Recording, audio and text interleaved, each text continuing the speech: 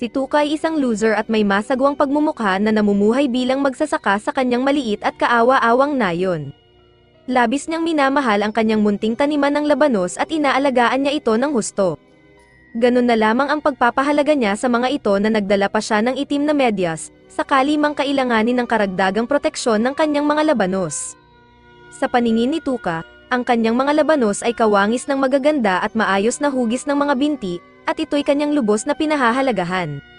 Nang si Tuka ay abalang binibihisan ang kanyang mga labanos ng medyas, dumating ang kanyang kababata na si Yuna at nagtaka sa kanyang ginagawa. Inamin ni Tuka na nilalagyan niya ng medyas ang kanyang mga labanos dahil nakikita niya ang mga ito bilang maganda at makapal, katulad ng gusto niya. Tinuro naman ni Yuna na ang mga taong kaedad nila, katulad ni Sayon, ay abala sa pagiging bayani at pagprotekta sa mundo. Si Sayon ay ang alamat na bayani, na nagligtas sa nayon mula sa mga demonyo na lumabas mula sa pintuan ng impyerno 3 buwan na ang nakalilipas. Nagawa ni Sayon na isara ang pintuan, ngunit hindi ito tuluyang naisara, at ngayon ay muling inaatake ng mga demonyo. Gusto ni Yuna na itigil na ni Tuka ang pagiging kaawa-awang loser at maging katulad ni Sayon, isang tunay na bayani. Nais ni Yuna na tumulong si Tuka sa paglaban sa mga demonyong umaatake sa nayon. Ngunit mas pinili ni Tuka na alagaan ang kanyang taniman ng labanos dahil nakakahanap siya ng ginhawa at kaligtasan sa kagandahan nito. Napansin ni Tuka ang perpektong mga binti ni Yuna at hindi niya napigilan ang sarili na lapitan ito at lagyan ng medyas. Inirereklamo ni Yuna na nanganganib ang mundo at may mga demonyong nagwawala habang siya ay abala sa kanyang walang kwentang gawain. Ngunit, iginiit ni Tuka na handa na siya, ipinakita niya kay Yuna ang bitag na ginawa niya para sa anumang demonyong maaaring dumating. Nang aalis na sana si Yuna dahil sa inis kay Tuka, biglang lumitaw ang isang malaking demonyo. Inatake nito at direktang tinungo si Yuna, nagkaroon ng ideya si Tuka na ilihis ang halimaw patungo sa malaking bitag na kanyang inihanda. Sinimulan niyang ihawin ang ilang karne malapit sa bitag upang akitin ang atensyon ng halimaw. Gayunpaman, hindi pinansin ng demonyo ang walang kwentang pagsisikap ni Tuka, at ipinagpatuloy ang pag-atake kay Yuna. Nang nasa malubhang panganib na si Yuna, isang malakas na atake ang biglang lumitaw mula sa kawalan at tinalo ang malaking halimaw. Ito ay walang iba kundi ang bayani, si Sayon. Si Sayon ang nagsil ng Hell's Gate 3 taon na ang nakalilipas at bumalik ngayon upang protektahan ang kanyang bayang sinilangan. Palagi nang hinahangaan at iniidolo ni Yuna si Sayon. Lalo na noong iligtas niya ang kanyang buhay sa nakaraang pag-atake ng mga demonyo. Hindi niya napigil ang maglandi dito, nakaramdam ng matinding selos at pagtataksil si Tuka, na matagal ng lihim na nagmamahal kay Yuna. Para kay Yuna, isa lamang siyang kakaiba at maliit na kapatid na nahuhumaling sa labanos, samantalang itinuturing niya si Sayon bilang kanyang matapang at makisig na kabalyero. Nagpahayag ng saloobin si Tuka, ngunit agad siyang pinagtawanan at inihambing ni Yuna kay Sayon, tinuligsa bilang mahina at walang kwenta. Lalo pang tumindi ang pagseselos at kalungkutan ni Tuka. Bigla namang may narinig silang malakas na ugong na ikinagulat ng lahat. Ang tiyan pala ni Sayon ang kumakalam dahil sa gutom. Sinamantala ni Yuna ang pagkakataon upang anyayahan si Sayon sa kanyang bahay para sa isang salo-salo. Ngunit naamoy ni Sayon ang inihaw na karne na ginamit ni Tuka bilang pain sa kanyang bitag. Sa huli, ang bayaning si Sayon ay naging biktima ng bitag ng isa pang itinuturing na loser. Siya ay natuhag sa matalas na mga kawayan at agad na namatay. Nagalit ang mga taga-nayon at iginiit na dapat managot si Tuka sa pagkamatay ni Sayon. Gamit ang kanyang tusong kakayahan, kumbinsido ni Tuka ang mga taga-nayon na hindi maniniwala ang sinuman na ang isang bayaning katulad ni Sayon ay mamamatay sa isang bitag. Inilayo niya ang sisi sa mga taga-nayon, ipinahiwatig na sila ang nagtulak kay Sayon na iwan ang nayon at iligtas ang mundo. Kinagabihan, inilibing ng mga taga-nayon si Sayon upang itago ang kanilang pagkakasangkot sa kanyang kamatayan. Kinabukasan, nagising si Tuka at nagulat nang makita niya sa salamin hindi ang sariling mukha kundi ang mukha ni Sayon. Nagtungo siya sa bahay ni Yuna upang humingi ng paliwanag. Nagulat si Yuna nang makita ang tila buhay na muli na bayani. Nagdesisyon si Tuka na gamitin ang sitwasyong ito upang makuha ang puso ni Yuna. Pinapasok siya ni Yuna sa bahay, ngunit, ang labis na pagkahumaling ni Yuna kay Sayon ay nagdulot ng inis kay Tuka at hindi niya ito matiis. Nainis din si Yuna at aksidenteng nahampas si Tuka sa ulo gamit ang walles, na nagresulta sa pagkakatanggal ng isa niyang mata. Naniniwala si Yuna na siya ay isang halimaw, kinailangan ni Tuka na ipaliwanag at kumbinsihin si Yuna na siya ay si Tuka, hindi si Sayon, ang bayaning itinuturing na loser. Ibinahagi ni Tuka ang kanilang mga lihim na alaala upang patunayan ang kanyang pagkakakilanlan, at sa wakas ay naniwala si Yuna. Narinig nila ang isang mahiwagang tunog at natagpuan nila ang isang batang babae na nagngangalang Anri, na nahulog sa bitag katulad ng bitag na kumitil sa buhay ni Sayon. Ipinaliwanag ni Anri na ginamit niya ang mahika upang baguhin ang anyo ni Tuka at gawin siyang Sayon sa pamamagitan ng necromancy. Pinili niya si Tuka upang maging bagong bayani, at ang kanyang katawan ay inilagay sa isang gumagalaw na kabaong. Binalaan ni Anri na ibubunyag niya ang nangyari kay Sayon at ipapapatay si Tuka kung hindi siya pumayag na maging bayani. Dahil sa takot sa kanyang buhay, tinanggap ni Tuka ang kanyang bagong tadhana at nagmakaawa kay Anri para sa gabay. Hiniling ni Anri kay Tuka na tanggapin ang misyon na maging susunod na bayani, selyuhan ang mga pintuan ng impyerno, at talunin ang mga demonyo. Si Tuka, natakot mamatay, ay pumayag sa misyon at hiniling kay Anri na samahan siya. Nais din ni Yuna na maging isang mangkukulam at sumali rin siya. Ang tatlo sa kanila ay nagtungo sa lungsod upang maghanda para sa kanilang pakikipagsapalaran. Namili sila ng mga sandata, at nagawang makipagtawaran ni Tuka ng magandang presyo para kay Yuna. Pagkatapos ay naghahanap sila ng pagkain at matutuluyan gamit ang reputasyon ni Sayon, ngunit kalaunan ay nagpasya silang maghanap ng trabaho sa guild upang kumita ng pera. Nagpunta sina Yuna at Anri sa guild upang maghanap ng trabaho, iniwan si Tuka kasama ang dalawang kapatid na babae. Napansin ng mga kapatid na may kakaiba sa anyo ni Tuka at tumawag sila ng isang lalaki upang subukin siya. Hinamon ng lalaki si Tuka sa isang duelo, na hindi matanggihan ni Tuka dahil ito ay isang pangakong ginawa ni Sayon. Sa simula, mabilis at iniiwasan ni Tuka ang mga atake ng lalaki, ngunit nang subukan niyang gumanti, lumabas na peke ang kanyang espada. Sinuntok siya ng lalaki, na nagdulot ng pagkawala ng isa niyang mata. Napagtanto ng lahat na siya ay peking bayani, natagpuan ni Yuna at Anri ang isang trabaho na nagbabayad ng 300,000. Nakita sila ni Kyle, na dati ring kasama sa grupo ni Sayon. Akala nila ay mabuting kasama siya, ngunit lumalabas na mas interesado siya sa itsura at katawan ni Yuna. Bumalik sa bayan, si Tuka ay nakagapos at malapit ng bitayin ng firing squad dahil sa pagpapanggap at posibleng pananakit sa tunay na bayani. Bigla, dumating si Kyle, kasama sina Anri at Yuna, sa pinangyarihan. Matapos makinig sa paliwanag ni Anri tungkol sa sitwasyon, ginamit ni Kyle ang kanyang espada upang palayain si Tuka. Pagkatapos ay inabot niya kay Tuka ang Holy Sword, ang parehong espada na ginamit ni Sayon sa kanyang naunang misyon na selyuhan ang mga pintuan ng impyerno. Sinabi ni Kyle kay Tuka na isipin ang espada bilang isang higanting espada, at sa gulat ng lahat, agad itong lumaki, na nagdulot sa kanila upang maniwala na si Tuka ang tunay na bayani. Napagpasyahan nilang hindi ituloy ang pagtapos sa kanya. Pagkatapos ng kanyang pagsagip, bumalik silang lahat sa kanilang inn at nadiskubre na masyadong mahina ang mahikal na kapangyarihan ni Tuka upang makontrol ang espada. Ang mana ni Tuka ay katumbas ng isang bata sa unang antas. Imungkahi ni Kyle na maging bayani si Tuka, ngunit nag-alinlangan si Anri, dahil pinaniniwalaan na ang isang bayani ay dapat na angkop sa tungkulin. Nagbanta si Kyle na patapusin niya si Tuka kung hindi pumayag si Anri, ipinaliwanag na maaari niyang tapusin si Tuka sa dalawang paraan.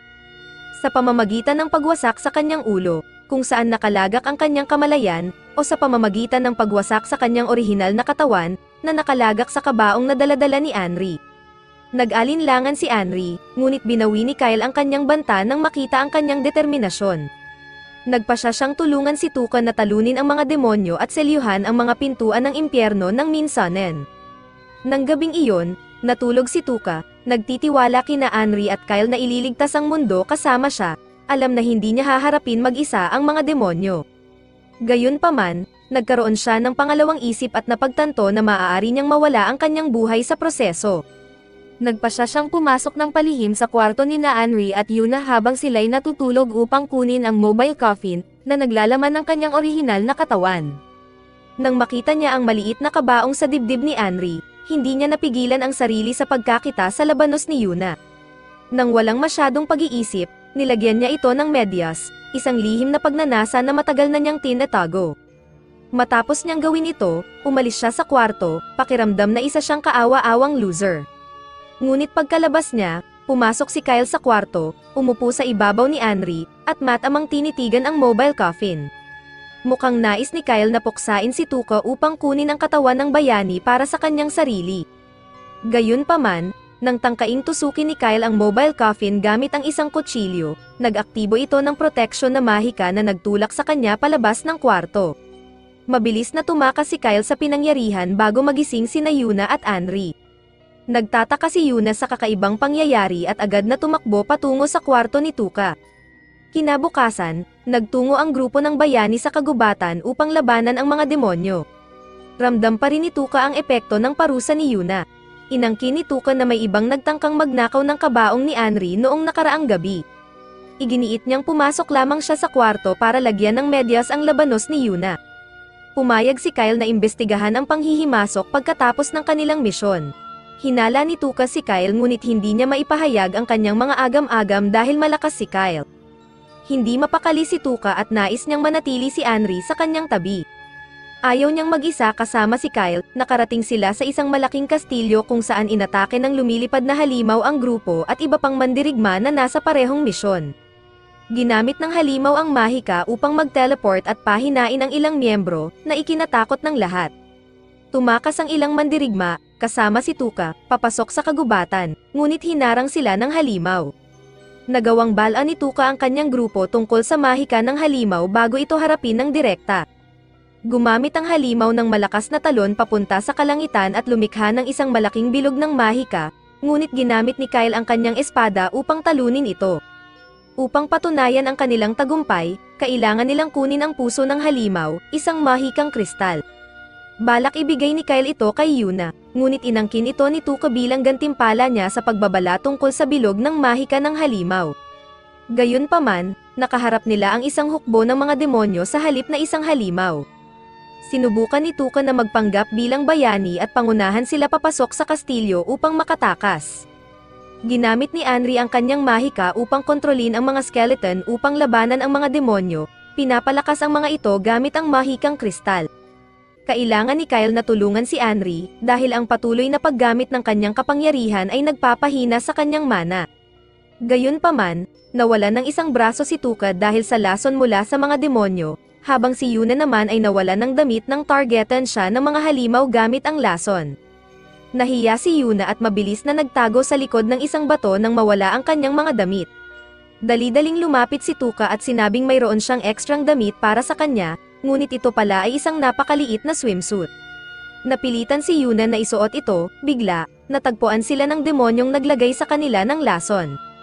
Si Tuka, na ngayon ay kayang kontrolin ang Holy Sword, ay ginamit ito upang pigilan ang halimaw.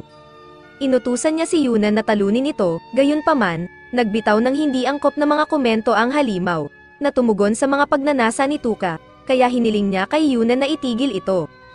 Ginamit ni Yuna ang mahikang kristal upang dagdagan ang kanyang mana at labis-labis na lakas upang atikihin ang halimaw, na nagpadala kay Tuka sa paglipad. Lumitaw si Kyle at ibinagsak si Yuna, nais niyang kunin ang katawan ng bayani. Pinalumpon niya si Tuka gamit ang isang mahikal na sumpa na hugis espada. Nagtangka siyang tapusin si Tuka, ngunit nagising si Yuna at ipinadala si Kyle sa paglipad gamit ang kanyang lakas. Gayunpaman, nanatiling kumpiyansa si Kyle na maaari niyang talunin ang tatlo. Sinubukan niyang makipagkasundo kay Anri upang makuha ang katawan ni Sion. Tumanggi siya, at nagpasya si Kyle na ibunyag na ang angka ng necromancer ni Anri ay talagang mga demonyo na may mahikang kristal sa halip na puso. Sa kabila ng pagkabigla, nagpasya silang balewalain ang kwento. Sinubukan ng grupo na tumakas mula kay Kyle at ginamit ni Tuka ang espada upang lumikha ng peking pader. Tinanong niya kung si Anri ba ay tunay na demonyo, kinumpirma ni Anri na ang kanyang angka ng necromancer ay mga demonyo na nakakulong sa likod ng mga pintuan ng impyerno. Ipinaliwanag ni Anri na ang kanyang angkan ay nakatakas sa mundo ng mga tao 3 taon na ang nakalilipas, ngunit sila ay inusig. Nakilala niya si Sion noong panahong iyon, at siya lamang ang tanging taong itinuring siya bilang isang tao. Sinabi niya kay Tuka na tapusin siya kung hindi siya naniniwala sa kanya. Gayunpaman, tumanggi si Tuka dahil naniniwala siya na maaaring lumaki si Anri at maging uri ng babae na gusto niya. Ngunit, natagpuan pa rin sila ni Kyle sa isang tulay. Sinubukan ni Tuka na lokohin siya sa pamamagitan ng pag-aalok ng Holy Sword. Inabot ni Kyle ang espada. Ngunit nalaman niyang peke ito. Ang tunay na espada ay nakatago, at inihayag ni Tuka ang isang bitag na naging sanhi ng pagkahulog ni Kyle sa ilog. Ipinagmamalaki ang kanyang pandaraya, bumalik sina Tuka, Anri, at Yuna sa kabisera dala ang maraming mahikang kristal upang bayaran ang kanilang mga utang.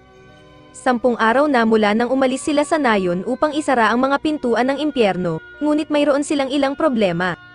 Sila ay walang pera at ang kanilang mga nakaraang pakikipagsapalaran ay hamin na sa katawan ni Tuka hanggang sa siya ay naging tuyong skeleton. Imungkahi ni Tuka na ilipat ang kanyang kaluluwa pabalik sa kanyang orihinal na katawan habang hinahayaan nilang magpagaling ang katawan ni Sion, at pagkatapos ay babalik siya kapag malusog na si Sion. Tinanggihan ni Anri ang ideyang ito, dahil magdudulot ito ng higit na pinsala kay Tuka kaysa kay Sion. Nakaisip si Tuka ng plan B, ginamit niya ang mga makukulay na katas ng berry upang pinturahan ang mukha sa isang maskara na ginawa niya. Gamit ang maskara, bumisita siya sa hari, nagpanggap na si Sion, at humingi ng bayad para sa kanyang kabayanihan.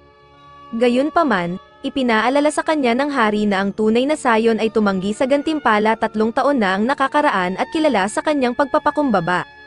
Sa halip, may ibang panukala ang hari, binunot niya ang kanyang espada habang sinasabi kay Tuka na pakasalan ang prinsesa.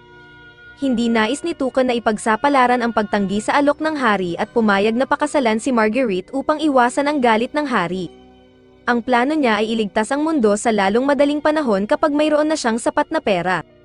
Gayunpaman, wala pa siyang nililigtas, lalo na ang mundo. Mas interesado siya sa pakikipag-date kay Marguerite, na inaasahan niyang nakakatakot tulad ng kanyang amang Gorilla. Sa kanyang sorpresa, nakakabighani ang kagandahan ni Marguerite. Nagtaka si Tuka kung mayroon siyang mga hita tulad ni Yuna. Dahil mask festival sa lungsod sa loob ng 2 araw, nais ni Marguerite na samahan siya ni Tuka. Pumayag siya, napagtanto na hindi niya kailangan ng maskara dahil sa kanyang kakaibang mukha. Samantala, sina Yuna at Anri ay nasa labas nang mahulog ang maskara ni Anri dahil sa isang lalaking may berdeng buhok na nagngangalang Dr. Leland. Sa loob ng opisina, tinanggap sila ni Leland na may tsaa at ipinaliwanag na kinikilala niya ang kakayahan ni Anri bilang isang necromancer, ngunit hindi siya nagtatangi laban sa kanya tulad ng iba sa kabisera. Nag-alok siyang tulungan si Anri at nagbigay pa ng Soma drops upang dagdagan ang kanilang mana, bagamat mahal ang mga ito. Hindi kayang bayaran ni Yuna at Anri ang mga ito, kaya iminungkahi ni Leland na lumahok sila sa pangangaso ng demonyo. Upang lalo silang matulungan, hiniling ni Leland na suriin ang katawan ni Anri para sa pananaliksik, na unay ikinabahala ni Yuna. Gayunpaman, nalaman niya na ito ay para sa medikal na pananaliksik at hindi isang bagay na hindi nararapat. Samantala, sa kwarto ni Marguerite, nagulat si Tuka nang ubusin niya ang napakaraming pagkain sa loob ng ilang segundo at pakiramdam pa rin niyang gutom, sa huli ay bumagsak sa sahig. Sa labas ng lungsod, naghihanda ang lahat para sa pangangaso ng halimaw bilang bahagi ng pista. Isa sa 4 na kabalyero, si Ciruela, na kilala sa kanyang pilak na buhok at mga teknik sa espada, ay nagpakita ng kanyang kakayahan na talunin ang mga higanteng halimaw ng madali. Hindi makapagpatuloy sina Yuna at Anri sa pangangaso ng mga demonyo na may kasamang kasing husay ni Ciruela. Nag-alok sina Colin at Niegan na tulungan sina Yuna at Anri na makarating sa gilid ng bundok kung saan nagtitipon ang mga demonyo. Ginamit ni Anri ang isang mahikang bato upang pansamantalang pahinain ang mga halimaw, ngunit hindi nagtagal ay nakabawi ang mga ito at dinakip sina Yuna at Anri. Lumitaw ang isa pang lalaki mula sa kagubatan. Ibinunyag na niloko ni Colin at Niegan sina Yuna at Anri, na nagdulot ng kanilang pagkakadakip. Samantala, pinanood ni Tuka si Marguerite na kumakain ng masarap pagkatapos ng kanyang pagkahimatay. Binigyan si Marguerite ng isang bote ng Soma drop upang maibalik ang kanyang lakas, ngunit patuloy siyang kumain at tumaba. Napansin ni Tuka ang pagiging mabilog ni Marguerite, at hindi niya maiwasang humanga sa kanyang mga hita. Bahagyang nahiya si Marguerite ngunit natuwa rin sa mga papuri ni Tuka. Pagkatapos nilang kumain, dinala ni Marguerite si Tuka sa kanyang kwarto sa kastilyo, at umalis siya kasama si Isaac. Nagsimulang mag-alala si Tuka para kina Yuna at umalis upang hanapin sila.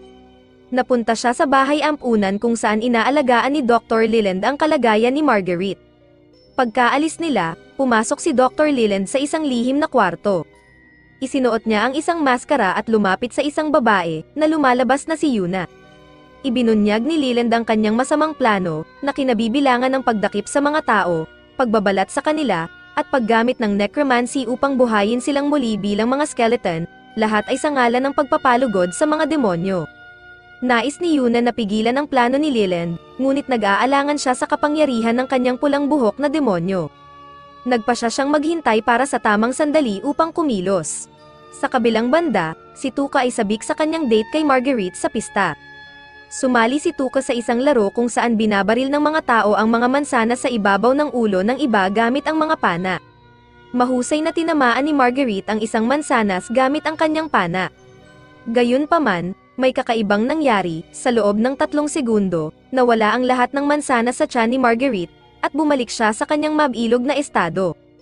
Ang pagiging mabilog ni Marguerite ay resulta ng kanyang pagsasanay sa baril at pana, sa pag-asang babalik ang tunay na bayani at hihilingin ang kanyang kamay sa pagpapakasal. Sa tulong ni Isaac, naging mahusay si Marguerite sa parehong sandata, ngunit ang matinding pagsasanay ay ubos sa kanyang mana, na nagdulot sa kanya ng patuloy na gutom. Upang makayanan ito, kailangan niya ng malalaking dami ng pagkain at somedrops.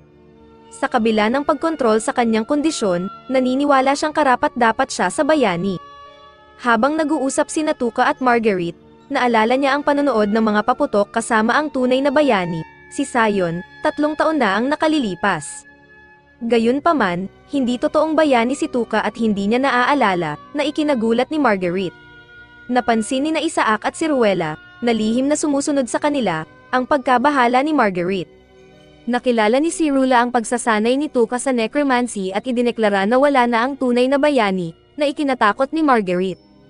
Inusisa si Tuka, at sa pagtatangkang iligtas ang sarili, inamin niyang namatay ang tunay na bayani habang hinahabol ang barbecue at nahulog sa isang hukay.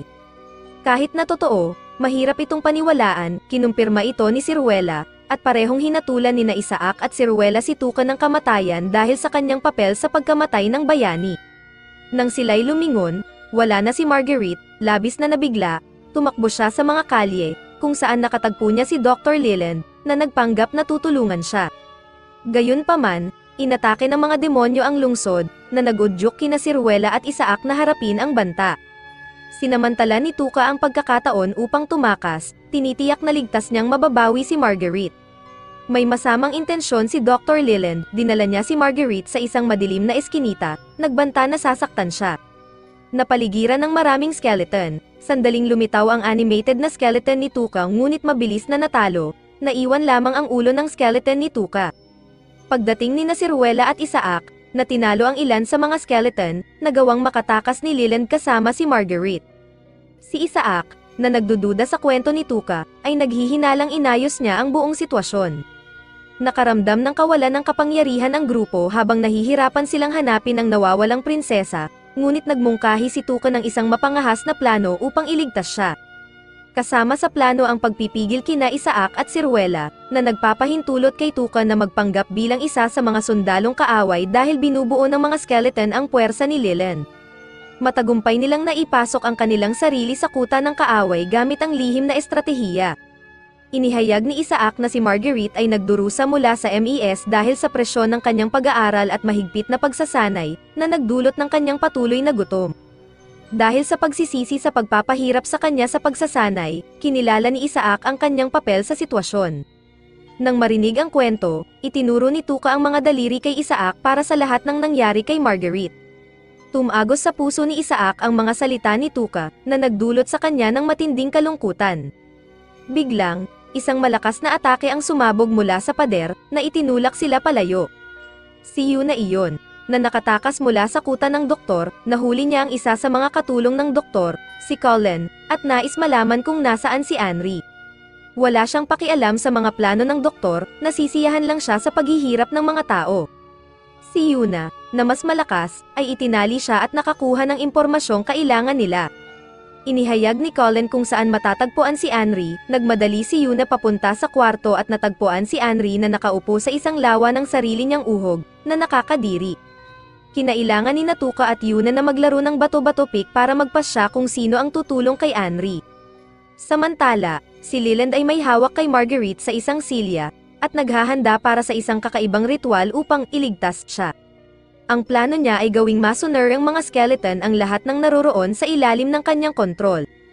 Naniniwala siyang magiging mas mabuti ang mundo, kung lahat ay magiging mga buto at walang laman upang gawin silang naiiba sa isa't isa. Sa palagay niya, makakatulong ito para magkasama ang mga demonyo at tao. Hindi nagustuhan ni Marguerite ang ideyang ito, handa na sina Isaac at si Ruela sa labas ng pintuan, handang tumulong sa pagliligtas kay Marguerite. Nasa mas mataas na palapag sina Tuca, Yuna, at Anri, naghihintay ng tamang sandali upang pigilan si Leland. Nang tumanggi si Marguerite na makasama si Leland, na nagtatapat ng kanyang pag-ibig sa kanya, bumaba si Tuca at sinubukang suntukin siya. Ngunit nakalimutan niyang siya ay isang skeleton lamang at hindi masyadong malakas. Sunod sa kanya, ginamit ni Yuna ang isang mahikang kristal upang maging mas malakas at sinuntok si Leland, na nagpadala sa kanya sa paglipad. Nagutos si Leland sa kanyang mga skeleton na sundalo na umatake, ngunit kinontrol na sila ni Anri gamit ang kanyang necromancy. Kinuha ni Tuca ang maskara ni Leland na may mahikang kristal, at nang isinuot niya ito, lahat maliban sa kanya ay mukhang mga skeleton, at ang mga babae ay parang mga nakabikini. Kakaiba ito para sa mga babae ngunit masaya para kay Tuca. Lumitaw ang ilang malalaking demonyo na nagtatrabaho para sa doktor upang pigilan sila. Nakipagkaibigan si Leland sa mga demonyong ito upang tulungan siya. Sa pagkakita nito, sinubukan ng doktor na tumakas, ngunit hinawakan ni Yuna ang kanyang ulo at pinigilan siya.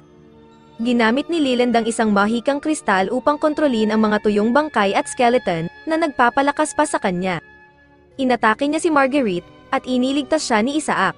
Gumawa si Tuca ng isang harang upang protektahan ang kanyang sarili at mga kaibigan.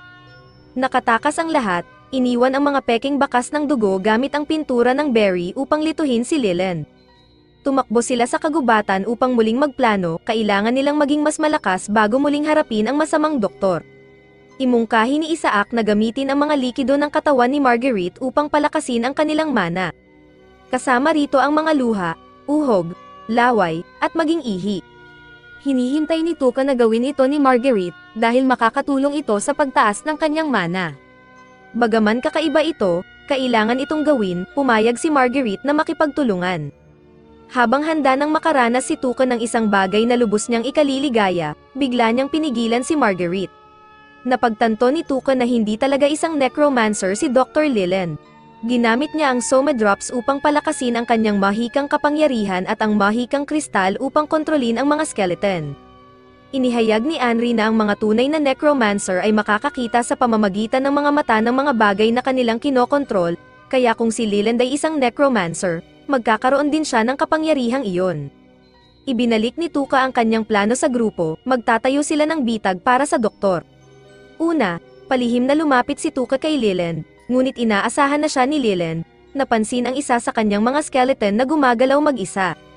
Nahuli si Tuca, ngunit bahagi ito ng plano, ginamit ni Anri at Yuna ang kanilang lakas upang talunin ang mga skeleton bago magamit ni Leland ang mga ito laban kay Tuca. Ang huling hakbang ay upang ilantad ang pangalawang mahikang kristal ni Leland upang mabaril ito ni Marguerite gamit ang kanyang pana mula sa isang bangin. Ito ay magpapatunay kay Isaac na alam ni Marguerite ang kanyang ginagawa sa kanyang pagsasanay. Nang maging mahina si Leland, mabilis siyang tinalo ni Yuna. Ngunit pagkatapos, isang malakas na atake ang lumabas mula sa malalim na kagubatan. Tinalo ng isang mataas na ranggong demonyo si Ruela at dinala siya sa grupo ni Tuca. Walang pag-aatubili, nagpaputok ang demonyo ng nakamamatay na sinag ng liwanag kay Marguerite. Mabilis na tinulak ni Tuca si Marguerite palayo, tinamaan siya at nabasag ang kanyang bungo. Matapang na sumugod si Yuna upang labanan ang demonyo at magpalipas ng oras kahit na mas malakas ang demonyo. Buong tapang na lumaban si Yuna upang protektahan si Marguerite, ngunit napansin ng demonyo na si Anri, tulad niya, ay isang necromancer na may katawan ng demonyo. Sinubukan niyang sakalin si Anri, kahit na si Marguerite ang pangunahin niyang target. Patuloy na lumaban si Yuna, determinadong protektahan ang prinsesa at tulungan si Tuca. Upang iligtas si Tuca, nais ni Marguerite na gamitin ang isa sa kanyang mga likido sa katawan upang tulungan siyang mabuhay muli, ngunit pinigilan siya ni Tuca. Naniniwala siyang isa lamang siyang karaniwang tao at hindi maaaring maging bayani upang iligtas ang mundo. Pagkatapos, malakas siyang nagbuga ng hininga na parang ito na ang kanyang huling hininga. Walang emosyon ang kanyang katawang skeleton, nagiiwan ng kawalan ng katiyakan kung siya ay buhay o patay, dahil hindi maipahayag ng mga skeleton ang emosyon. Nagsimulang umiyak si Marguerite, at ang kanyang mga luha ay napatunayang mas malakas pa sa Somedrops. Himalang nabuhay muli si Tuka, at ngayon ay mukha siyang katulad ni Sion. Gamit ang Holy Sword, binago niya ito sa isang higanteng labanos at dinurog ang demonyo. Ang necromancer na nagmamay-ari sa demonyo, si Diego, ay nagpakilala at humanga na siya ay tinalo ng bayani. Binanggit niya ang isa pang necromancer na nagngangalang Friedrich na may uhog sa ilong tulad ni Henry. Si Leland, ang masamang doktor, ay ikinulong ngunit patuloy na nagmumutmet tungkol sa mga skeleton dahil sa labis na paggamit ng Somedrops. Ang bahay ampunan, na ngayon ay nasa pangangalaga ni Isaac, ay mas maayos na pinapatakbo. Gumaling si Marguerite salamat sa kanyang makapangyarihang mga luha. Ibinigay niya ang kanyang Somedrops kay Tuka dahil hindi niya magagamit ang kanyang mga luha sa kanya. Nang panahon na para umalis sa kabisera, ang huling kahilingan ni Tuka ay makita ang mga hita ni Marguerite. Pumayag si Marguerite, at pinuri ni Tuka ang kanyang mga hita. Hindi siya makasama sa kanila dahil may tungkulin siya bilang prinsesa sa kastilyo. Bago sila umalis, binigyan sila ng hari ng isang mahikang sasakyan na pinapagana ng mahikang kristal para sa kanilang paglalakbay. Nagpanik si Henry, iniisip na kailangan niyang kontrolin ang sasakyan dahil hindi magaling si Tuka at Yuna dito. Nang simulan nila ang kanilang paglalakbay, binasa ni Tuka ang isang liham mula kay Marguerite, na nagpapasalamat sa kanila para sa kanilang tulong. Binanggit niya ang isang espesyal na regalo sa isang kahon sa likod ng sasakyan. Sa kanilang sorpresa, nang buksan nila ang kahon, nakita nila si Marguerite na nagtatago sa loob nito.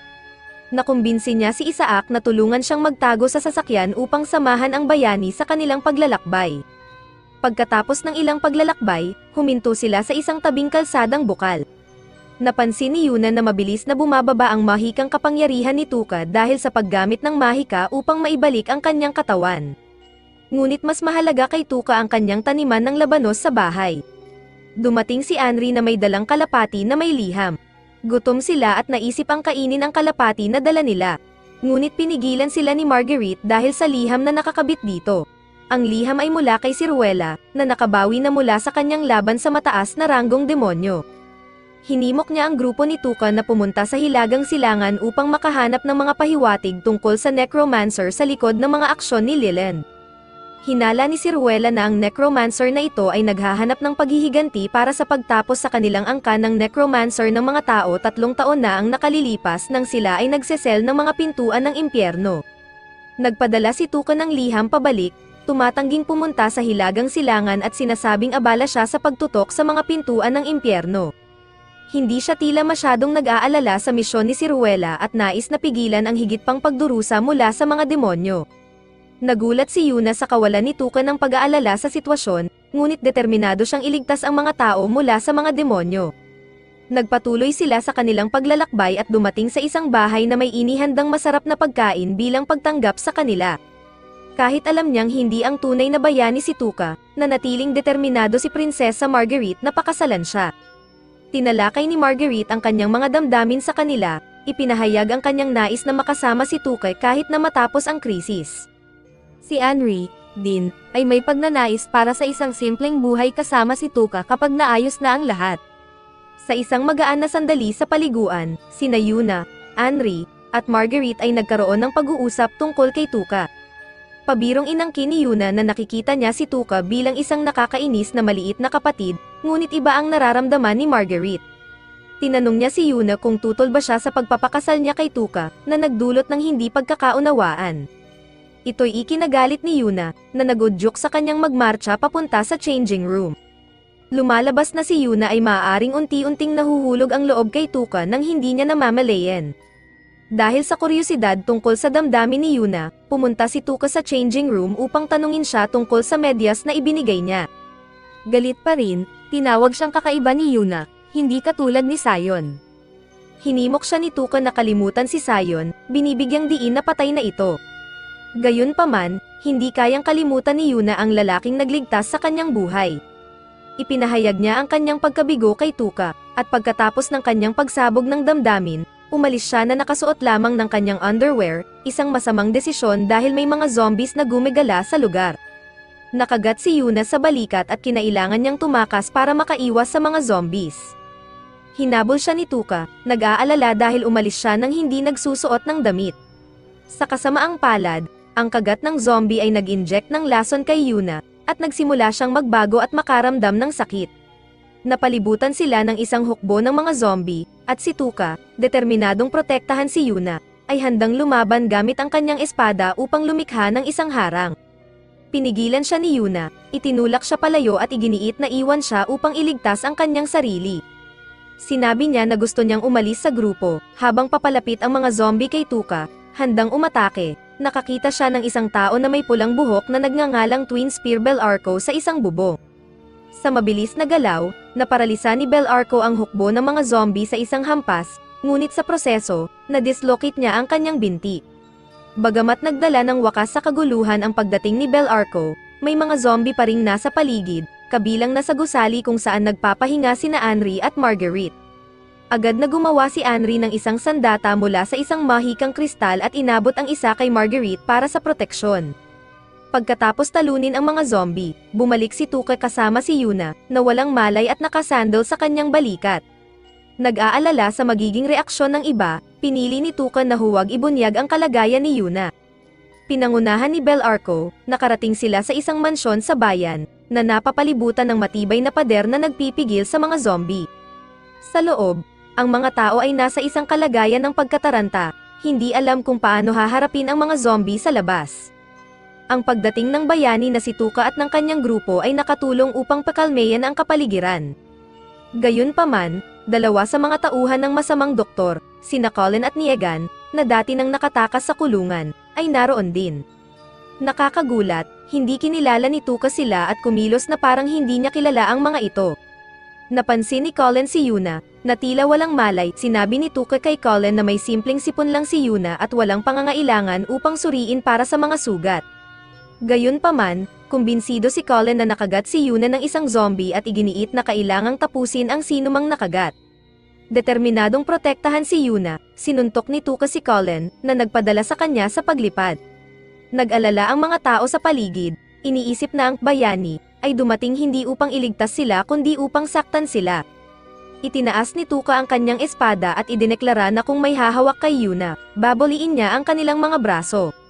Nang muling makontrol ni Tuka ang kanyang sarili, nagising si Yuna at sinubukang kagatin siya, na nagpapahiwatig na kumpleto na ang kanyang pagbabago. Nakita ang lumalalang sitwasyon. Ginamit ni Anri ang kanyang mahika upang pansamantalang kontrolin ang isip ni Yuna, na pinipigilan siya mula sa pagdulot ng pinsala. Bahagyang napakalma nito ang mga tao, at naniwala silang nagtanghal ang kanilang bayani upang pasayahin sila. Dinala si Yuna sa isang kwarto, at nalaman ni Tuka at Marguerite ang tungkol sa ginawa ni Anri upang kontrolin si Yuna. Nagbigay si Anri sa kanila ng isang mahikang kristal upang ipakita na nasa loob pa rin ng katawan ni Yuna ang kanyang kaluluwa. Inilagay ni Tuka at Marguerite ang kanilang mga kamay sa mahikang kristal upang suriin ang kondisyon ni Yuna. Natuklasan nila ang isang kakaibang bagay na nakakabit sa utak ni Yuna, malamang ang sanhi ng kanyang pagbabagong anyo bilang isang zombie. Gayunpaman, ang bagay na ito ay sinaunang mahika mula sa isang necromancer, kaya kailangan nilang hanapin ang taong gumagamit nito at sirain ito. Nais ni Tuka na simulan ang kanilang misyon kaagad, ngunit alam nilang mapanganib ang kumilos sa gabi, kaya nagpasya silang maghintay ng kaunti. Upang mapanatili si Yuna na kontrolado at maiwasan siyang makapinsala sa sarili, gumamit si Anri ng isang spell ng kontrol sa isip. Gayunpaman, nakita ni Tuka ang isang pagkakataon upang sakupin ang katawan ni Yuna dahil abala si Anri sa pagkontrol sa isip ni Yuna. Alam niyang ito ay magiging nakakapagod dahil hindi siya kasing lakas ni Anri, ngunit sa tulong ng Soma Drops, handa siya. Ginamit ni Tuka ang isang spell ng kontrol sa isip, at matagumpay na pumasok sa katawan ni Yuna. Sa katawan ni Yuna, hinangaan ni Tuka ang kanyang mga hita at sinuri ang kanyang bagong anyo. Pagkatapos ng kanilang paliligo, bumalik si Tuka sa kanyang kwarto, at inaasahan na mahawakan ang mga hita ni Yuna. Ngunit, may kumatok sa pintuan, sina Anri at Marguerite ito, na nagpasyang matulog kasama si Tuka bilang pag-iingat. Sa dalawa sa kanyang kama, nahihirapan si Tuka na makatulog, at napunta ang kanyang isip sa mga hita ni Marguerite. Dahil sa pagkailang, itinali ni Marguerite si Tuka upang pigilan ang anumang hindi nararapat na asal.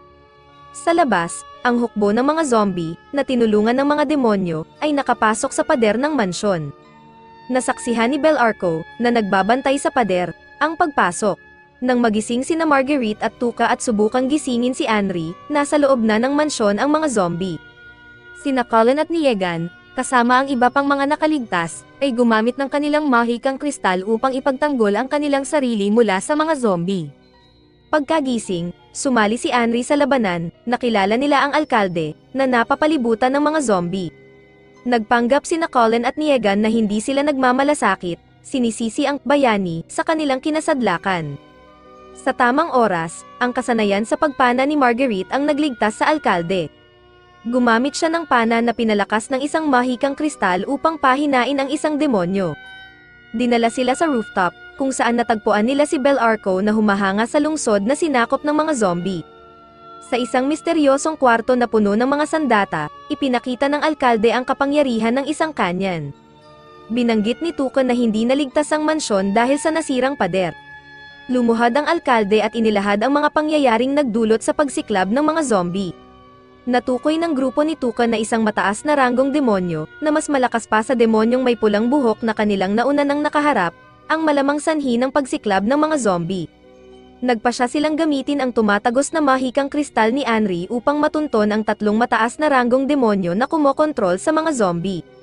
Gayunpaman, mabilis na nakapasok sa kanilang kinaroroonan ang mga demonyo mula sa ibaba. Pinahina ni Anri ang isa sa mga ito, na nagbigay daan kay Marguerite na barilin ito sa ulo. Umalis ang grupo sa kwarto, at hinabol sila ng mga demonyo. Sa sumunod na labanan, agad na natalo si Niegan, nanatiling kalmado si Tuca at nagplano ng atake, ngunit bago sila lubusang makapaghanda, nagsimula ng lumapit ang mga mataas na ranggong demonyo mula sa ibaba. Tumakbo silang lahat upang makatakas, habang hinahabol sila ng mga demonyo. Si Tuca, na ngayon ay nasa katawan ni Yuna, ay humawak ng kanyang espada at nakakagulat na tinalo ang isa sa mga kinokontrol na demonyo, na nag-iwan sa mga nakapaligid sa kanya na namangha. Matapos mapagtagumpayan ang isang demonyo, mas marami pang lumitaw, lahat ay nasa ilalim ng kontrol ng isang hindi nakikitang puwersa. Matapang na lumaban sina Cullen at Niegan, ngunit lalo pang tumindi ang sitwasyon nang dumami ang mga zombie na sumali sa labanan. Umabot sa sukdulan ang kaguluhan ng kagati ng isang zombie si Cullen, na nagudyok sa kanila na mag-atras patungo sa ibang kwarto. Sa kabila ng nagbabadyang pagiging zombie mula sa kagat, si Cullen, na pinapalakas ng determinasyon, ay nagmadaling harapin ang mataas na ranggong demonyo gamit ang kanyang nakakakuryenteng mahika. Habang sinusubukang tumakas ng babaeng demonyo, hinabol siya ni Cullen, ngunit siya'y nasilo ng manipis na kawad na hawak ni Diego, isang nakakatakot na necromancer. Nang matuklasan si Diego kasama ang babaeng demonyo, nalaman ng grupo ang kanyang paghihiganti laban sa mga tao. Mayabang na nagpapakita ng maraming mahikang kristal, naniniwala si Diego na kaya niyang talunin ang mga bayani. Dahil sa mahinang kapangyarihan ni Tuca sa level 40 kumpara sa rating ni Diego na 40, naging mahirap ang sitwasyon. Nagtawag si Diego ng isang higanteng mata at kinontrol ang hukbo ng mga zombie upang umatake. Bilang tugon, gumamit si Tuca ng kanyang Holy Sword upang lumikha ng isang containment box para sa mga zombie. Sinamantala ang pagkakataon, handa na sana si Diego na atikihin si Tuca ngunit nagtaka siya sa kakulangan ng bayani na gamitin ng husto ang Holy Sword. Nagpaliwanag si Tuca sa nakakatawang paraan tungkol sa kanyang natatanging kapangyarihan, na tinawag niyang Lush Eyes. Interesado ngunit maingat, nagduda si Diego sa mga nakatagong banta sa loob ng Lush Eyes ni Tuca. Hindi alam ni Diego, ang tunay na lakas ng pagnanasa ni Tuca sa mga hita ng mga babae ay naging malinaw nang magpakawala siya ng isang makapangyarihang atake laban sa necromancer. Sa gitna ng matinding labanan, naharap si Tuca sa hamon na magamit ang kanyang natatanging kapangyarihan, ang Lush Eyes, upang labanan ang labis na lakas ni Diego. Sa kabila ng bisa nito laban sa ordinaryong mga kaaway, ang atake ni Tuca ay may kaunting epekto sa isang katulad ni Diego. Ang alkalde, na dumating sa isang mahikang sasakyan, ay naglaro ng mahalagang papel sa pamamagitan ng pagtulak kay Diego sa dingding. Nagpahayag siya ng intensyon na magdala ng karagdagang tulong, at nagulat ang lahat sa pagdating ni Millie, ang kapatid ni Yuna, at ng kanyang ama na si Fury, kasama ang dalawang iba pang babae. Ang kakaibang ugali ni Fury, na partikular na nakakainis kay Tuca, ay nagmula sa kanyang nakaraang pagpapaalis bilang isang kabalyero ng prinsesa dahil sa hindi nararapat na asal. Nang bumalik sila sa pangunahing kalaban na si Diego, na tila hindi apektado ng naunang atake ni Tuka, napasok siya sa isang mahirap na posisyon. Nagsimula si Millie ng isang pag-atake na nagpilit kay Diego na ipagtanggol ang sarili. Sumali sa labanan ang ama ni Yuna, na tinulungan ng kasamang mangkukulam na si Dorothy. Hindi makaganti, nagtawag si Diego ng isang demonyong may pakpak para sa kanyang pagtakas, iniwan ang hukbo ng mga kontroladong zombie, na manipulahin ni Anri upang pigilan ang pag-atake. Kinabukasan, inatasan ng alkalde si Tuka, Anri, at Marguerite na ihatid ang mga tao ng bayan sa ligtas na lugar. Nagpasya silang sundan ang bakas patungo sa lungga ni Diego, na natukoy nilang nasa bayan ni Yuna at Tuka. Sa kanilang paglalakbay, nakilala nila ang nakababatang kapatid ni Yuna, ang kanyang ama na si Fury, at ang dalawa pang kasama. Upang hindi magduda ang iba tungkol sa sitwasyon ni Yuna, kinailangan ni Tuka na magpanggap bilang si Yuna dahil walang nakakaalam sa palitan ng kanilang katawan. Habang pinag-uusapan nila ang kanilang paglalakbay, ipinahayag ng nakababatang kapatid ni Yuna ang kuryosidad kung sinusubukan ba ni Yuna na agawin si Tuka mula sa kanya dahil sa kanilang magkatulad na paraan ng pagsasalita at pagkilos. Tumaas ang tensyon nang ibunyag ni Millie ang pangako nila ni Tuka na magpapakasal noong bata pa sila. Sa gitna ng kanilang pag-uusap, biglang naharang ang kanilang daan ng isang malaking bato, isang pagpapakita ng mahika ni Diego na epektibong nagpatrap sa kanila. Si Diego, na sinusuportahan ng isang taong may kakayahang kontrolin ang libo-libong mga demonyo ng sabay, ay lumikha ng isang matibay na hadlang upang pigilan si Tuka at ang kanyang grupo na makatakas. Sa ilalim ng utos ni Diego, isang higanteng gagamba ang lumundag pababa upang atikihin ang sasakyan na naglalaman ng grupo ni Tuka, na nagpilit sa kanilang magbago ng direksyon. Umakyat ang gagamba sa sasakyan, na sa kanila binitawan sa lupa bilang bahagi ng bitag ng kaaway, katulad ng mga bitag na karaniwang inilalagay ni Tuka sa kanyang mga kaaway. Sa kabutihang palad, ginamit ni Tuka ang kanyang Holy Sword upang lumikha ng isang unan, na nagpapagaan ng kanilang pagbagsak sa loob ng sasakyan. Dahil si Tuka ay nasa katawan ni Yuna, tila si Yuna ang may hawak ng Holy Sword na parang bayani. Ikinagulat ito ni Millie, na nagtulak sa kanya na magtanong tungkol dito. Nag-imbento si Tuka ng kwento, na nagsasabing maaaring ibahagi ng bayani ang kakayahan ng espada sa iba, na tila, si Sion, ay nagbabahagi ng kanyang espada kay Yuna. Kahit na may pag-aalinlangan, pansamantalang napaniwala ni Tuka si Millie, na nagpapahintulot sa grupo na magpatuloy sa makapal na hamog. Sinubukan ni Millie na alisin ang hamog gamit ang kanyang espada ngunit nahulog siya sa isa pang bitag ng kaaway. Nailigtas siya ng kanyang maliit na sukat mula sa isang kahoy na biga na bahagi ng bitag. Nang bumalik ang makapal na hamog, mas marami pang bitag ang naghihintay sa kanila. Nahihirapan si Millie na bumalik sa depensibong sasakyan, at napansin ni Tuka at ng iba pa ang kanilang mga kasamahan na nakahandusay na walang malay sa lupa dahil sa pag-ambush. Sa pakiramdam ng panganib, ginawang proteksyon na kalasag ni Tuka ang kanyang espada. Lumantad ang mga kaaway at hiniling ang Holy Sword. Nabigo ang negosasyon, na nagtulak kay Tuka na utusan si Anri na hawakan ang sitwasyon. Ito pala ay isang planadong pakana, kung saan kontrolado ni Anri ang isang hukbo ng mga demonyo at gumamit ng peking dugo. Ang ambush ay hindi totoo, at buhay pa ang grupo, sa kabila ng pagiging kakampi o kaaway. Ginamit ni Tuka ang kanyang mahikang kristal upang masilip sa kanilang mga damit. Nagdulot ito ng inggit kay Prinsesa Marguerite, nakikita ang ibang mga babae na binibigyan ng pansin ni Tuka. Habang papalapit sila sa kaaway, nakilala ni Tuka ang pinuno bilang kanyang guro, si Ethel, na nagturo sa kanya ng sining ng paglalagay ng mga bitag at kaligtasan sa kagubatan. Isang alaala mula 3.5 taon na ang nakalilipas ang bumalik ng si Tuka, na ulila at naglalakbay, ay nahulog sa isang bitag na inilagay ni Ethel. Kahit alam niyang haharap siya sa kamatayan, humanga si Tuka sa gawa ng bitag. Sa kabutihang palad, iniligtas siya ni Ethel at binigyan ng pagkain. Nakumbinsi ni Tuka sa kanyang pagpupursige, tinanggap siya ni Ethel bilang kanyang disipulo.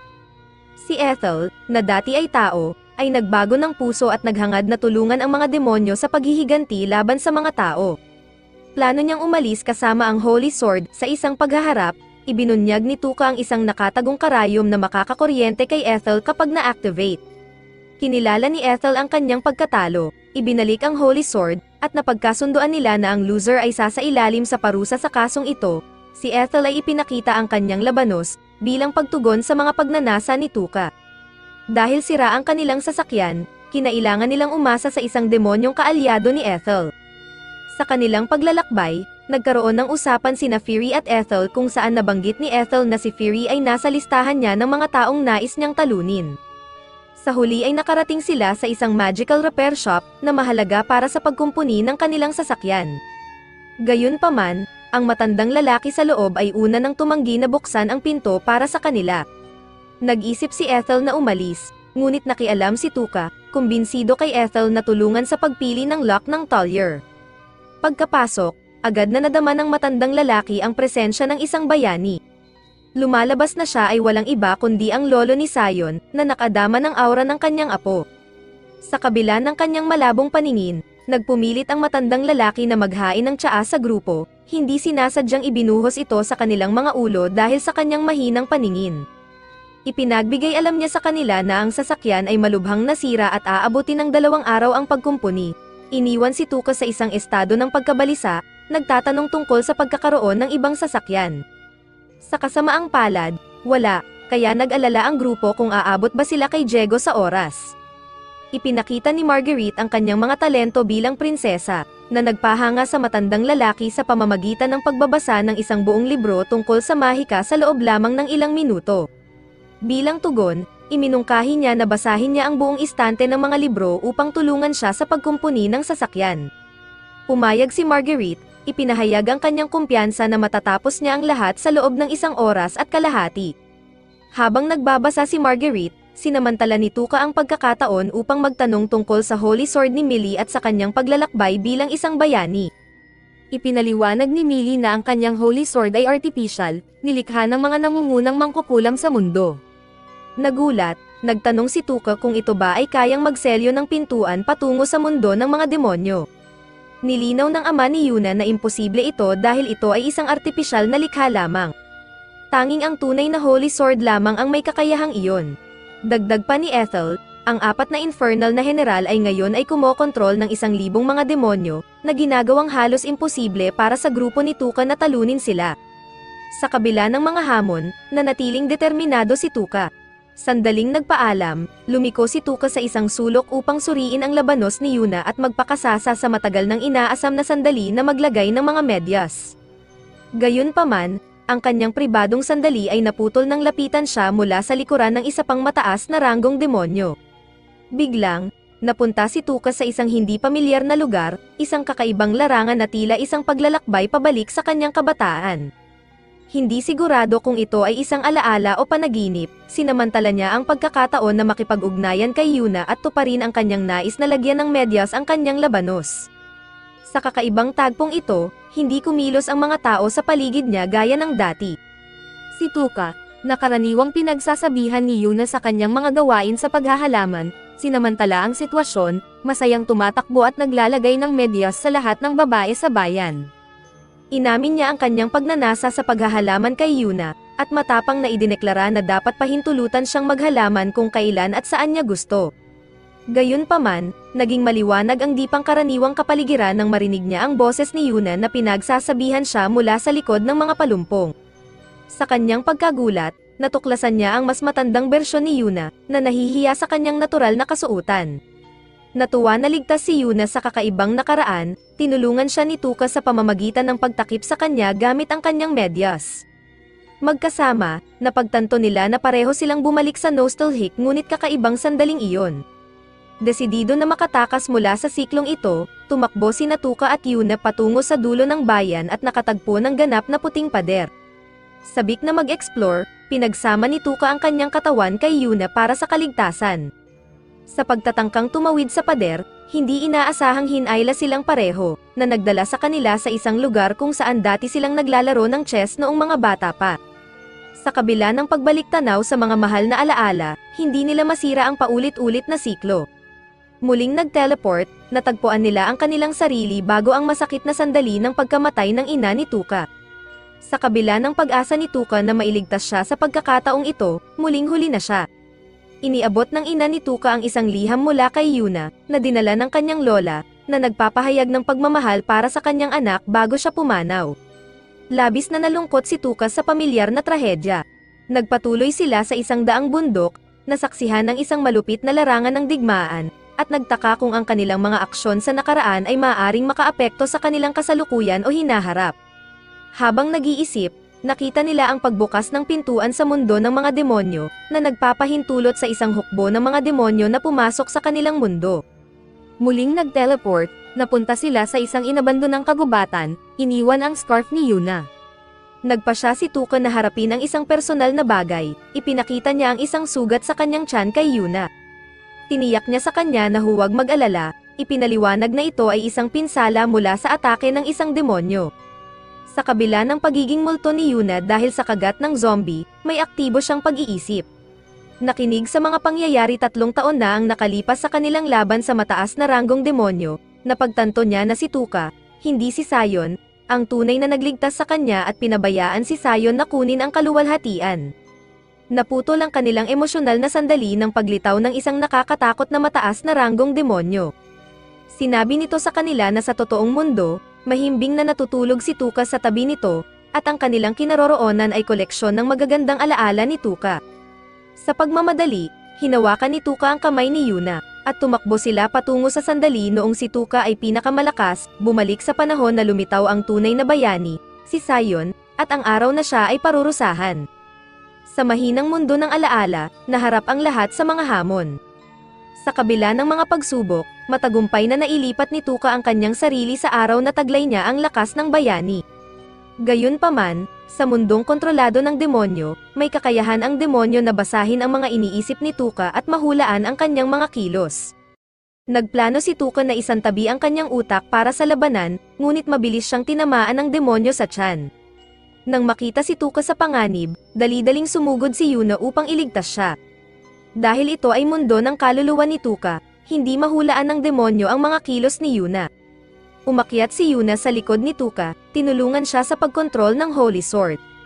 Nakatutok si Tuka sa pag-iisip ng mga labanos upang gawing hindi mahulaan ang kanyang mga atake, pinagsama nila ang kanilang puwersa upang baguhin ang Holy Sword sa isang higanteng labanos na binalot sa medyas.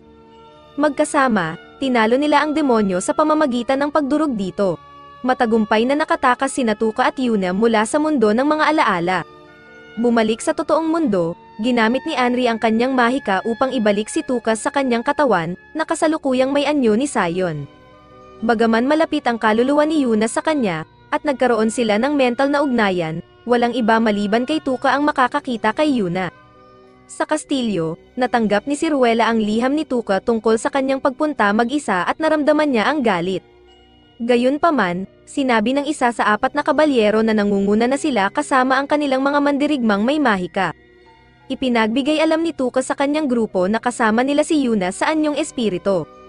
Ginamit ni Anri ang mahikang kristal upang ipakita ang espiritu ni Yuna, na sa puntong iyon, ay walang damit. Dahil sa pag-aalala na maaaring maging zombie si Yuna, mahigpit na itinali ng grupo ni Tuka ang kanyang katawan at inilagay sa sasakyan. Samantala, natagpuan ni Diego at Friedrich ang kanilang sarili sa isang ambush na inilunsad ng mga mandirigmang may mahika na ipinadala ng isa sa 4 na kabalyero na nagmamanman sa kanila.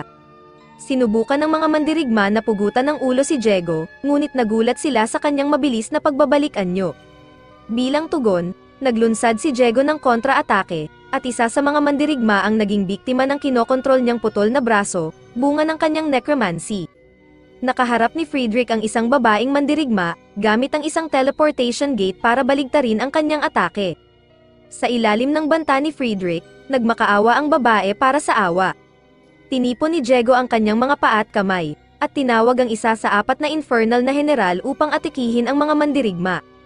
Sa isang estratehikong galaw, pumasok si Diego sa demonyo at itinago ang kanyang katawan sa isang mobile coffin, katulad ng pagpasok ni Tuka sa katawan ni Sayon. Si Diego, na ngayon ay may kontrol sa demonyo, ay nagwasak sa lahat ng mga mandirigma. Nasaksihan ng mga kabalyero at ng kanilang hari sa kabisera ang nakakakilabot na pangyayari, gamit ang isang sumpa na nagpapahintulot sa kabalyero na makita sa pamamagitan ng mga mata ng kanyang mga tauhan. Ang kabalyero, na nadama ang pagkatalo sa makapangyarihang mga necromancer, ay itinuring ang sarili bilang isang kabiguan. Nabahala sa mga nagaganap na pangyayari, nagpa siya ang hari na tapusin ang sitwasyon, at naghanda na ipadala ang lahat ng kanyang mga kabalyero sa aksyon. Sa mahalagang sandaling iyon, dumating sa kastilyo ang alkalde at si Belarco, na naglakbay mula sa bayang sinalanta ng mga zombie. Ang alkalde, na nagmuni-muni sa kanyang nakaraang pagiging makasarili, ay nagbigay alam sa hari tungkol sa malubhang sitwasyon ng mga zombie at napagtanto na mahalaga pa rin siya sa kanyang mga tao. Nang masaksihan ang pagbabagong anyo ng mga taong bayan sa mga zombie, naranasan ng alkalde ang malalim na pagkaunawa sa kanyang pag-aalaga sa kanyang mga tao. Punong-puno ng tunay na nais na iligtas sila, masiglang umapela siya sa hari para sa tulong. Suportado ni Belarco at ng kanilang kabayo, ang tapat na pakiusap ng alkalde ay nakapag-udyok sa hari na ipadala ang kanyang mga kabalyero, nakakita ng pagkakataon na wakasan ang kaguluhan. Kinilala na ang mga kabalyero lamang ay maaaring hindi sapat upang labanan ang mga necromancer. Iminungkahi ni Ciruela ang pakikipagtulungan at iminungkahing gamitin ang kapangyarihan ni Kyle upang palakasin ang kanilang tsansa. Sa lakas ni Kyle na nakuha, nagtungo sila sa direktang paglalakbay patungo sa lungga ng kaaway sakay ng isang malaking barko. Samantala, sa panig ni Tuka, habang naglalakbay sila, muling nagtagpo sina Tuka, na nasa katawan ni Sion, at Fury. Para tugunan ang kakaibang sitwasyon ng pagkakatali ni Yuna sa sasakyan, ipinagtapat ni Tuka ang katotohanan kay Fury. Sa kabila ng pakiramdam na responsable siya sa pag-iwan kay Yuna sa mga misyon kasama si Sion, pinili ni Fury na unawain kaysa sisihin. Ang pakikipagkasundo sa pagitan ni Fury at Tuka ay naging tanda ng paglutas sa kanilang mga nakaraang hindi pagkakaunawaan. Ang bulag na matandang lalaki mula sa magical repair shop, na nakakaramdam sa espiritu ni Yuna, ay lumapit kay Tuka at nag-alok ng damit para sa kanya. Nang magpaalam ang grupo sa matalas na matandang lalaki, ibinunyag niya ang kanyang kakayahang makakita ng kaluluwa at espiritu ng bawat isa sa kabila ng kanyang pisikal na pagkabulag. Habang naghahanda ang grupo na ipagpatuloy ang kanilang paglalakbay, sinubukan ni Ethel na pigilan si Tukan na magpatuloy, ngunit nanatiling matatag ang kanyang determinasyon. Kinilala ni Tukan na natupad ni Ethel ang kanyang bahagi ng kasunduan, at bigla siyang umalis sa kanya, na sumasang-ayon na sila ay magkaaway na ngayon. Sa pagkabigla ni Ethel, sadyang hinamon siya ni Tukan na habulin ang sasakyan. Gamit ang kanyang espada, mahusay niyang itinali si Ethel, idinagdag ang isang touch ng kahihiyan upang mapasama siya sa grupo. Bahagi ito ng plano ni Tuka, na tinitiyak ang pakikipagtulungan ni Ethel. Sa kanilang paglalakbay, nakipag-usap si Millie at Tuka tungkol sa mga hangarin ni Millie bilang isang alamat na bayani. Ang pagnanais ni Millie na magdala ng kapayapaan sa mundo, na nagpapahintulot sa kanila na bumalik sa walang pag-aalalang paglalaro, ay lubos na tumatak kay Tuka, na nagbigay sa kanya ng inspirasyon. Ipinagbigay alam ni Ethel sa kanila ang kanilang kalapitan sa pintuan ng kaaway, na nag-udyok sa grupo na maghanda para sa paglusob. Upang protektahan ang kanilang sarili mula sa pag-atake ng kaaway, binago ni Tuka ang Holy Sword sa isang protektibong kalasag para sa sasakyan. Sa pagpasok nila sa lungga ng kaaway, lumitaw ang isang dramatikong pagliko ng pangyayari nang lumabas na tila tinalikuran ni Ethel ang grupo sa pamamagitan ng pagtusok kay Tuka sa ulo. Kasama ang iba pang mga demonyo, dinala niya ang katawan ni Tuka sa loob. Gayunpaman, ang tunay na plano ay kasama ni Tuka at Yuna na pumasok sa pamamagitan ng isang sistema ng paagusan ng tubig. Nalantad na ang katawan ni Sion ay isang ilusyon lamang na ginawa ni Anri upang lokohin ang mga demon. Ang kamalayan ni Tuka ay bumalik sa kanyang orihinal na katawan. Gayunpaman, ang paglipat ay naramdaman na hindi pamilyar at nagpabagal sa mga kilos ni Tuka, na nagpapakita ng katunayan na ang kanyang katawan ay nagpahinga sa mobile coffin ng labis na mahaba. Nagpa siya si Anri na sumama kay Tuka at ang kaluluwa ni Yuna, na bumuo ng isang trio para sa kanilang patuloy na paglalakbay. Upang kontrolin ang dalawang petrolang demon, ginamit nila ang possession. Iniwan ang tunay na katawan ni Tuka sa isang mobile coffin habang kinukuha ang katawan ni Anri bilang alipin. Si Yuna, na umiiral sa anyo ng espiritu, na natiling hindi nakikita maliban kay Tuka at Anri. Sa pagtangkang utusan ang iba pang mga demon na labanan ang nahuli hero, hindi epektibo ang mga utos ni Tuka dahil sa presensya ng mas mataas na ranggong demon. Sa isang kakaibang estratehiya, siya ay naglagay ng pula na scarf sa mga ulo ng mga demon upang tularan ang mga high-rank demons, binabago ang kanilang itsura. Inalis ang mga damit ng tatlong babae na demon sa kanila, at isinagawa ni Tuka ang isang kakaibang aksyon, na nagsasabing ang kanilang mga katawan ay mas nakakatuwa kaysa sa torture na plano ng mga demon. Ang kakaibang aksyon na ito ay may hindi inaasahang epekto, kaya't ang mga demon ay nag-isip muli tungkol sa kagandahan ng buhay. Pumupular ang demon ni Tuka, na kinakaabangan ang atensyon ng iba pang mga demon na interesado sa paksa ng kanilang reyna. Nagtagumpay si Tuka na hikayatin ang mga demon na patunayan sila sa kanilang reyna, na lumitaw na ang mataas na ranggong demon na kanilang nakilala noon sa bayan ng mga zombie. Sa kanilang pagkikita ng reyna, nakipag-usap si Tuka dito tungkol sa kanilang magkasamang pangarap ng mapayapang mundo. Nagbigay siya ng ideal na buhay na walang pagpatay, at inilatag ang kahalagahan ng kaligayahan. Bagamat nagnanais ang reyna ng ganitong mundo, itinatag ang kanyang tiranya na ipinataw ni Diego sa kanya, na nagdulot ng takot sa mga demon at pati na rin sa mga infernal generals na nasa ilalim ng kanyang mapanupil na impluwensya. Upang ipakita ang kanyang pangarap, inanyayahan ni Tuka ang reyna na hipuin ang kanyang ulo at makita ang ideal na mundo sa kanyang isipan. Ngunit ito ay isang matalinong taktika, at sa pagkakataong iyon, inilabas ni Tuka ang mga maagap na aksyon na nagdulot sa kanya ng pagkakabuwal. Pagkatapos bumalik si Anri sa kanyang katawan, iniwan ang anyo ng demon, at sinubukan ni Tuka na tusukin ang reyna gamit ang kanyang espada. Ngunit biglang lumitaw ang isang itim na butas sa ilalim nila, na sumipsip sa reyna at sa demon. Agad na iniligtas ni Anri si Tuka sa pamamagitan ng mabilis na paglipat nito sa kanyang katawan. Subalit may isa pang itim na butas na sumulpot, na nagpapakita ng pagdating ng isang necromancer, ang nakatatandang kapatid ni Anri na si Friedrich. Kinuha niya ang nahulog na sacred sword mula sa sahig. Samantalang sa labas, habang inaalagaan ang mga demon na mababang ranggo, sinabuyan ng lason si Millie, na nagdulot ng pagkasunog ng kanyang mga kasuotan at iniwan ito ng hubot-hubad. Mukhang naintriga ang mga demon sa kanyang anyo, nakilala ang kahumalingan ng mga demon sa mga magagandang hita at dibdib, kaya't nagsagawa si Marguerite ng hakbang upang ilihis ang kanilang atensyon at tinanggal ang kanyang mga kasuotan. Sa loob, ipinakilala ni Anri ang kanyang nakatatandang kapatid kay Tuka, na nagdulot ng mga agaran tanong kung bakit kasama si Anri sa grupo ng mga bayani. Tinanong ni Friedrich kung nakalimutan na ba ni Anri ang mga gawaing tao noong magbukas ang pintuan. Sumagot si Anri, na ipinapakita na ang mga pangyayaring iyon ay mga nakaraan na, at ang kanilang pangunahing layunin ay ang pag-asa sa mas magandang kinabukasan. Sumang-ayon si Tuka, na nagpapahayag ng pangunawa na ang pagkawala ng mga mahal sa buhay ng walang kabuluhan ay maaring magdulot ng hangarin na maghayganti, ngunit inilahad nito ang masamang epekto nito sa mga inosenteng tao. Ipinakita ni Friedrich na ang paghihiganti ay isang paraan upang makalakam ng mga kasamahan. Kasama si Diego at iba pang mga necromancer, ang kanilang layunin ay ang pag-aalsa laban sa mga namumunong mga maharlika at royal class, upang payagan ang mga necromancer na maghari at magtatag ng mapayapang mundo. Bagamat maganda ang kanilang layunin, ipinakita ni Tuka ang moral na questionabling mga paraan na pagsasamantala at pagpatay sa mga inosenteng nilalang. Ipinabatid ni Tuka kay Friedrich na matigas ang ulo ni Anri, at malinaw na ipinahayag na mahirap siyang kumbinsihin na sumama sa kanilang layunin. Sinubukan ni Friedrich na impluwensyahan si Anri, ngunit matigas itong tumanggi, na binanggit ang kanyang pangako kay Tuka na magtulungan sa pagliligtas ng mundo.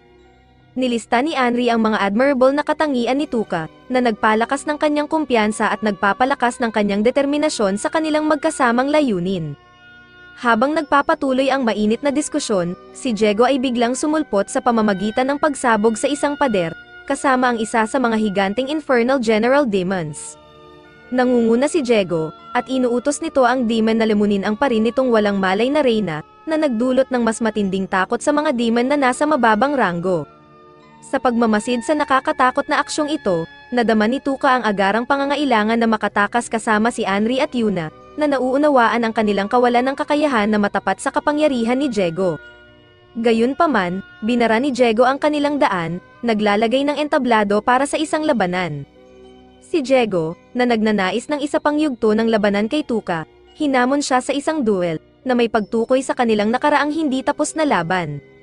Gayunpaman, napagtanto ni Tuka na wala siyang armas dahil kinuha ni Friedrich ang kanyang espada.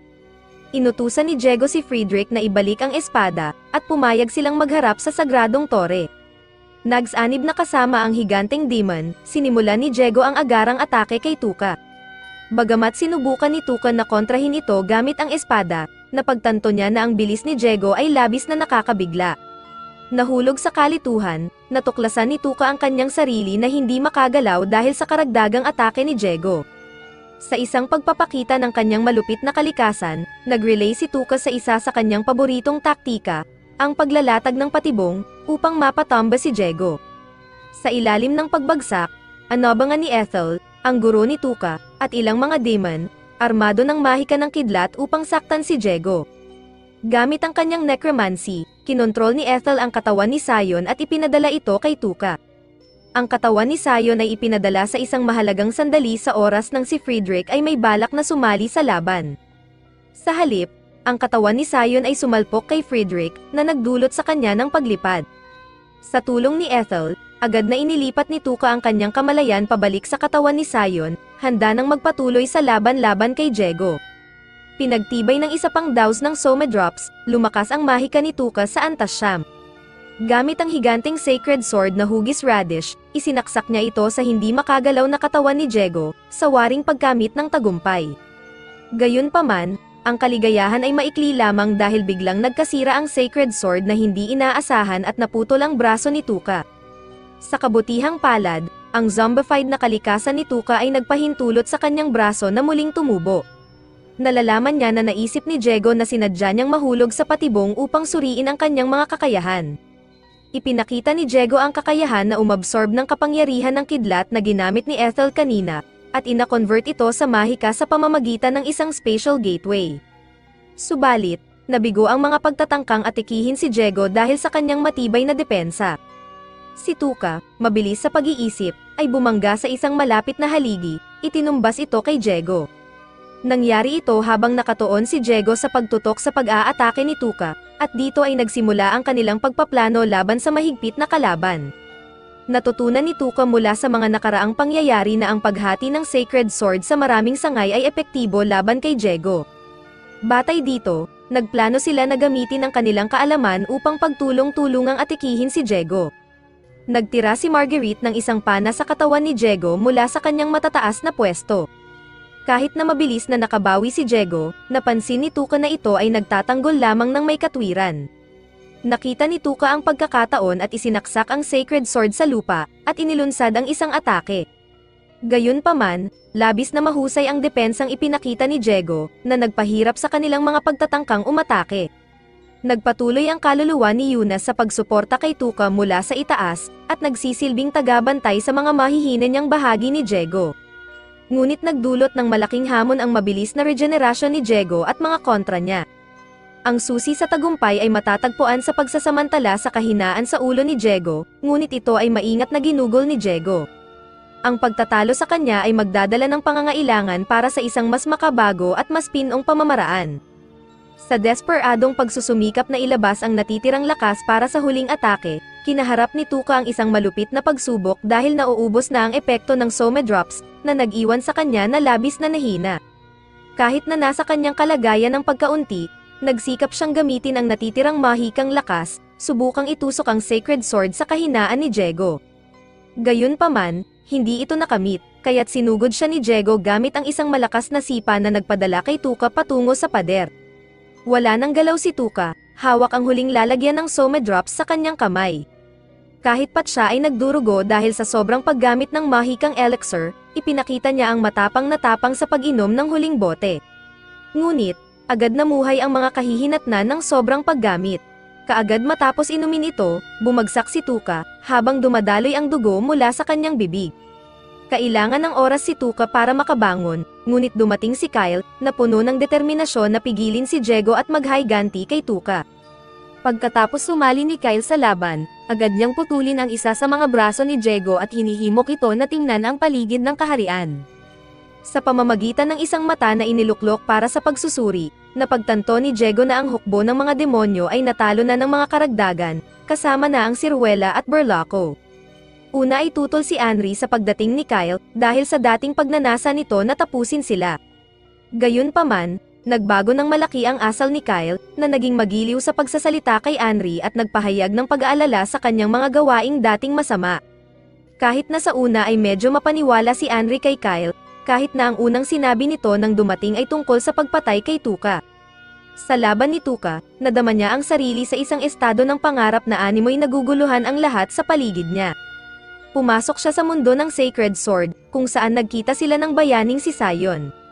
Nagpasalamat si Sion kay Tuka, bagamat nagkukunwari lang si Tuka, sa pagprotekta sa mga tao at kay Anri.